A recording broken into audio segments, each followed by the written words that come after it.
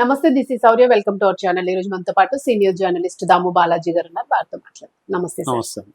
Sir, తరచూ కూడా ఈ ప్రమాదాలు అనేవి జరుగుతున్నాయి, ఎక్కువగా ఫైర్ అయిపోతూ ఉన్నాయి.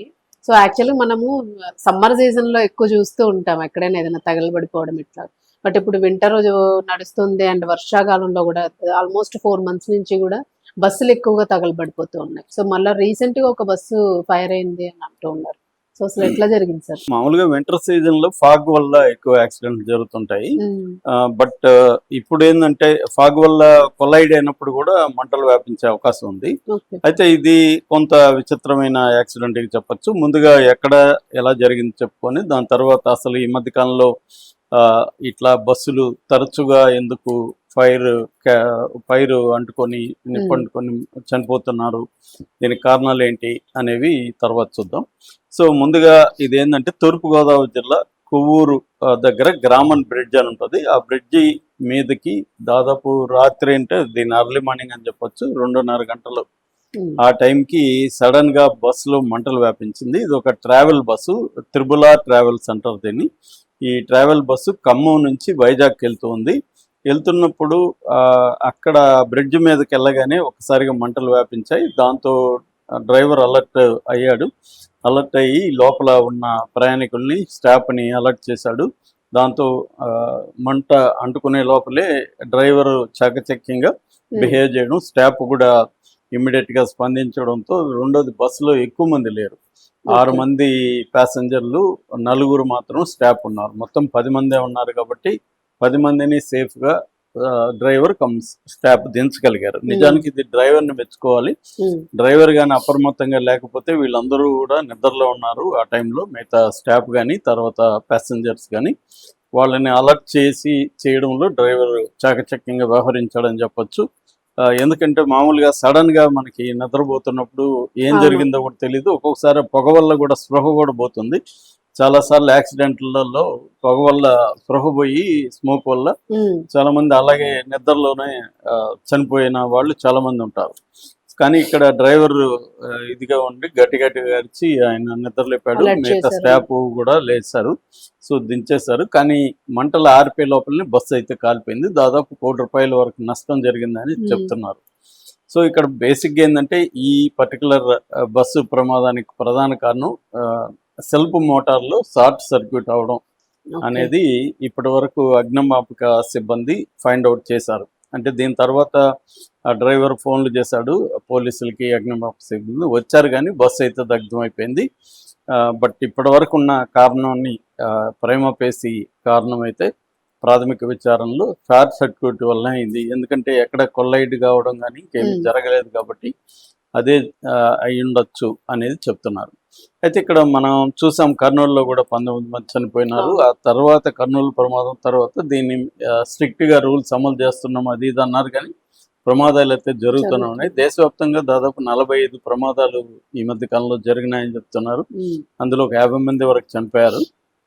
సో అసలు ఈ ప్రమాదాలకు కారణాలు ఏంటి, ఎందుకు తరచుగా ఈ ట్రావెల్ బస్సులు కానీ స్లీపర్ బస్సులు కానీ ఎందుకు ఇదవుతున్నారు? అందులో ఇప్పుడు సంక్రాంతి వస్తుంది, అందరూ కూడా వేరే మార్గాలు లేవు జనాలకి, తప్పకుండా బస్సులు పోవాలి. సో అందరూ భయపడుతున్నారు కానీ ఇంకా వేరే మార్గం లేదు. భయపడినా కూడా అదే బుక్ చేసుకుని పోతున్నారు. సో వాళ్ళు కూడా రేట్లు పెంచేసి ఫిట్నెస్ లేకపోయినా కూడా ఇప్పుడు ఎందుకంటే డిమాండ్ ఎక్కువ ఉంది కాబట్టి చేస్తారు. ఇప్పుడే వీళ్ళకి కూడా ఆర్టీఐ వీళ్ళకంతా సంపాదించుకోవడానికి కూడా మంచి తరుణం ఇదే అనమాట. ఆ మధ్య ఇక్కడ ఒక ఆర్టీ అధికారి పట్టుబడితే కూడా ఆయన దగ్గర దాదాపు 100 కోట్లు దొరికాయి. అంటే ఆస్తులు, 5 స్టార్ హోటల్లో దాని పార్ట్నర్షిప్ ఇలాగంతా ఉందన్నమాట.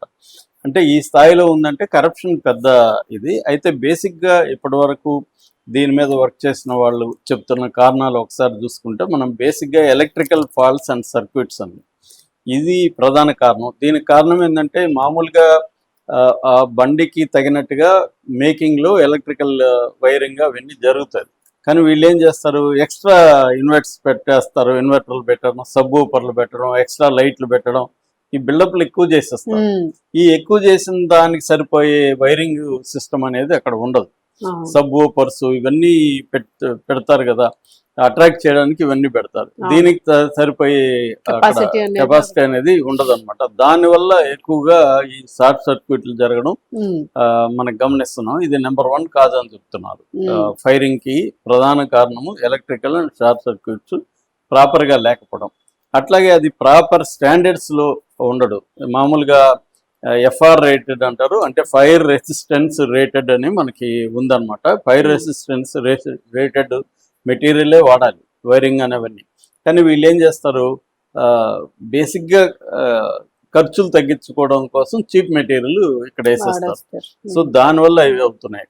రెండవది fuel system leaks, punctures, ignition after కొల్లిజన్, అంటే ఎక్కడైనా ఇదైనప్పుడు కొల్లైడ్ అయినప్పుడు ఇవి డీజిల్ ట్యాంక్ లో నుంచి మంటలు వ్యాపించడం అనేది జరుగుతుంది. ఉమ్, ఒక్కోసారి కొన్ని బస్సులు ఇప్పుడు సిఎన్జి కానీ ఎల్పిజి కూడా వాడుతున్నారు. అవును. అది కూడా ప్రమాదాలకు గురవుతుంది. ఇది ఏమో కొల్లిజన్ అయినప్పుడు, అంటే దేనైనా వీళ్ళు ఢీకొన్నప్పుడు ఇది జరుగుతుంది. దీనికి ఏంటంటే ఇంజిన్ దగ్గర మామూలుగా ఫైర్ బాటిల్ అని పెట్టాలి. అట్లాగే ఫైర్ డిటెక్షన్ ఇంజిన్ దగ్గర కంపార్ట్మెంట్ లో ఫైర్ డిటెక్షన్ మెకానిజం ఉండాలి. అలారం టైప్ అవేం పెట్టట్లేదు. అంటే డిటెక్ట్ చేస్తుంది ఇమీడియట్ గా, ఫైర్ రాగానే అది డిటెక్ట్ చేసి సైరన్ ఇస్తుంది. అది ఉండాలి మామూలుగా అయితే. అది ఎవడు కూడా పెట్టట్లేదు. ఇక మూడవది ఇల్లీగల్ అన్సేఫ్ మోడిఫికేషన్ అండి. బస్సు వాళ్ళు ఏంటంటే ఒక స్టాండర్డ్ కి కెపాసిటీ ఇంత అని ఒక మ్యానుఫ్యాక్చర్ చేసి ఇస్తారు.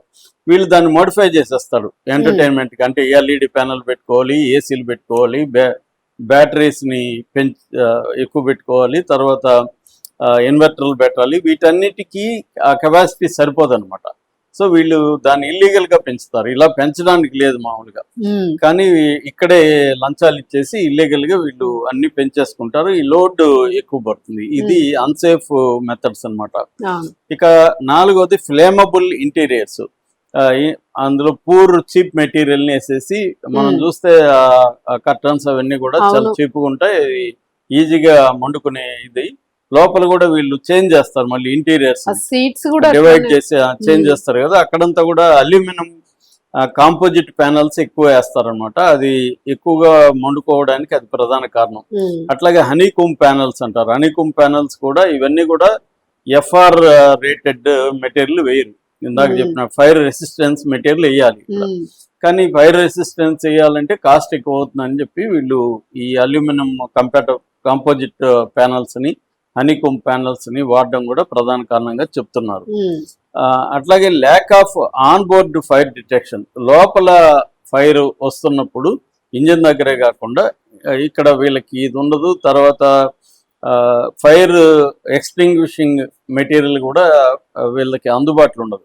అసలు మనకు ఫ్లైట్ లోకి వెళ్తే అన్ని చెప్తారు కదా, ఎక్కడెక్కడ ఏముంది, మీరు ఏమైనా ఎమర్జెన్సీ.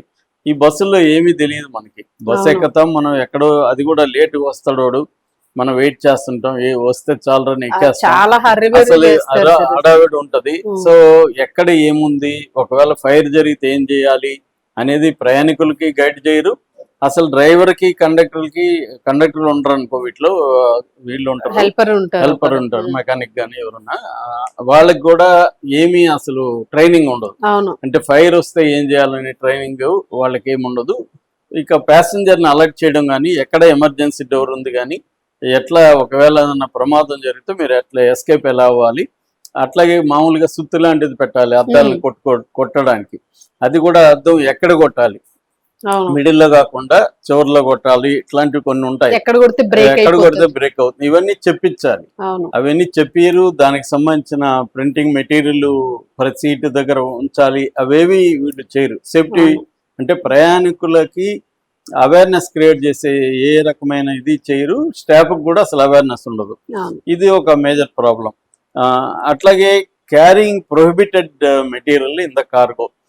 మన కర్నూలులో కూడా అది ఎన్హాన్స్ అవడానికి ప్రధాన కారణము సెల్ ఫోన్ లో మొబైల్ ఉండడం వల్ల దాంట్లో బ్యాటరీస్ అవి మండుకొని అది పేలడం వల్ల ఏమైందంటే కరెక్ట్ గా ఎక్కడైతే లగేజ్ ఉందో అక్కడ ఎక్కువ డ్యామేజ్ జరిగింది, అక్కడ ఎక్కువ చనిపోయారు.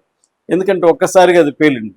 మంటలు అయితే కొంత టైం దొరుకుతుంది మనకి, అది మొత్తం వ్యాపించేసరికి మనం ఎస్కేప్ అవ్వచ్చు. కానీ పేలుడు అనుకో టైం దొరకదు అనమాట. రెండోది అది ఒక్కసారిగా మొత్తం బస్ అంతా ఇదైపోతుంది. మామూలుగా అయితే అలౌ చేయరు. మామూలుగా మనకి పవర్ బ్యాంక్స్ కానీ ఇట్లాంటివి అలౌ చేయరు. వీళ్ళు ఏంటంటే కార్గోలో డబ్బుల కోసం డ్రైవర్లు ఏం చేస్తారంటే ఈ మెటీరియల్ ఎక్కిచ్చేస్తారు. అలాగా జరుగుతుంది అనమాట.